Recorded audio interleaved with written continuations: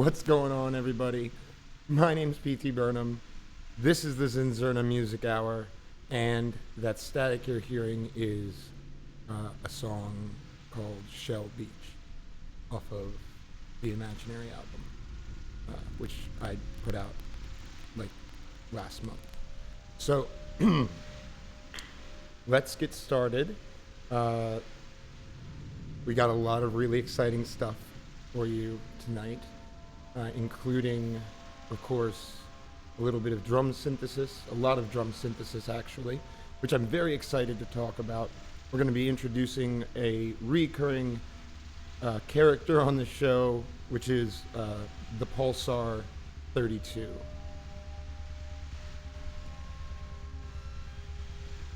Pulsar 23. Okay, so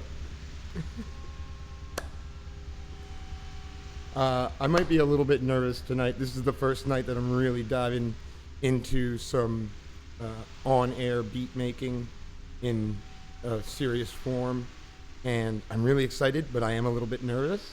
And I've set up the show. This is, of course, the last show before we get into what I'm considering season one. What is season one? Which is going to be the first one that ties in with the stickers and the whole thing is rolling. I've got the first third of, I guess, the curriculum laid out in terms of what we're gonna talk about, and overall just really excited. Got everything ready to roll. I'll talk a little bit more about it later, but this is the last episode before the full kickoff.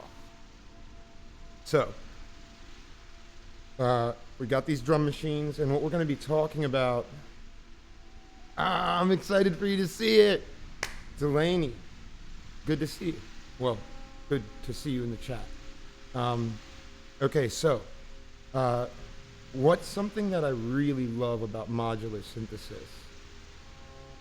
I figured it probably was.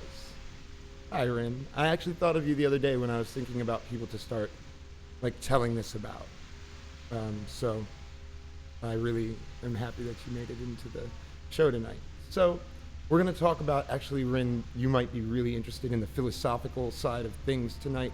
It's the impermanence of things, the overall impermanence of things, everything, us and everything we love, and all of it.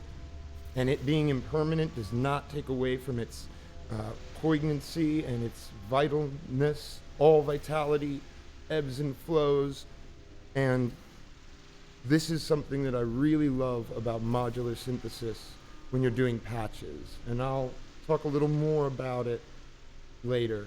We're going to get into the meat and potatoes of things in a moment, but impermanence and kind of letting go of the urge to hold on to everything,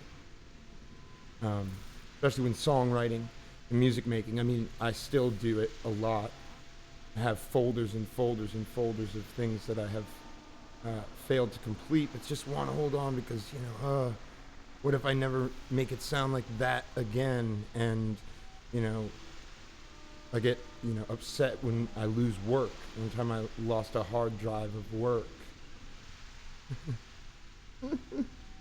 One time I lost a whole hard drive of work, and I was heartbroken, about losing all this work.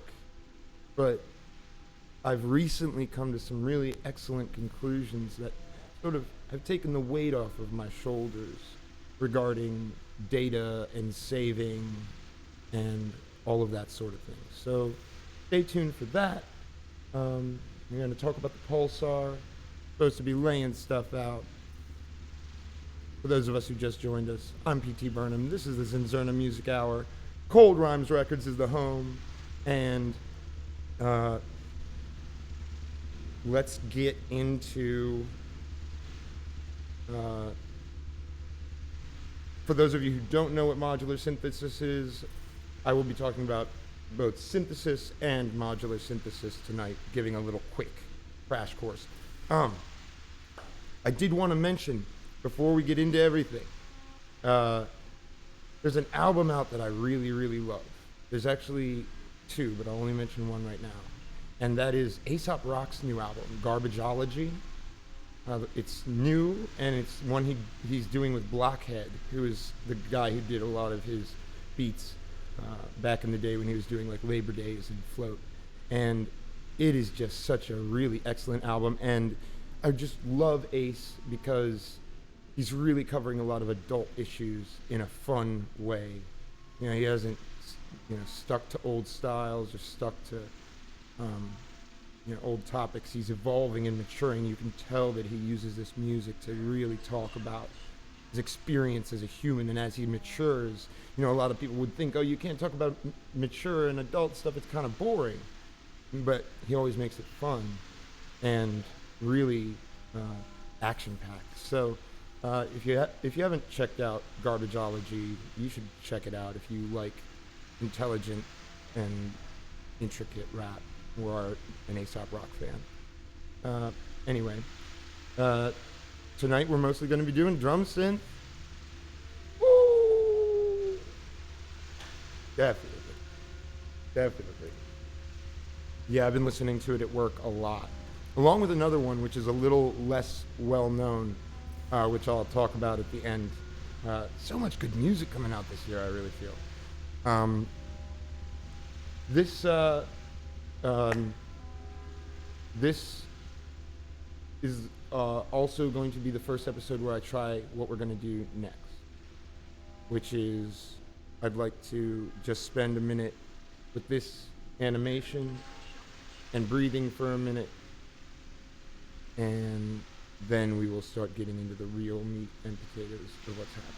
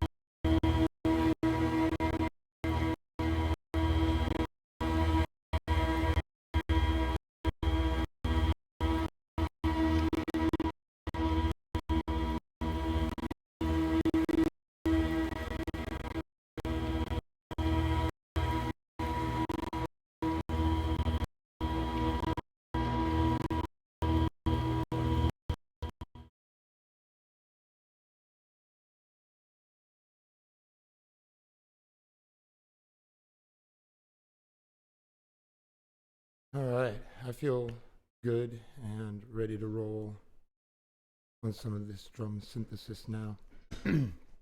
Again, this is going to be a crash course in drum synthesis. Now, synthesis, for those who don't know what synthesis is the creation of sound through vibrating waveforms directly. Particularly analog synth is just vibrating electrons. Is basically energy that vibrates speakers and that you hear. It's very flexible as opposed to sampling drums. With sampling drums, you're pretty much limited somewhat to the texture of the drum that you sampled. And in my episode on sampling in the future, I'll talk about why that context of a sample can be both helpful and unhelpful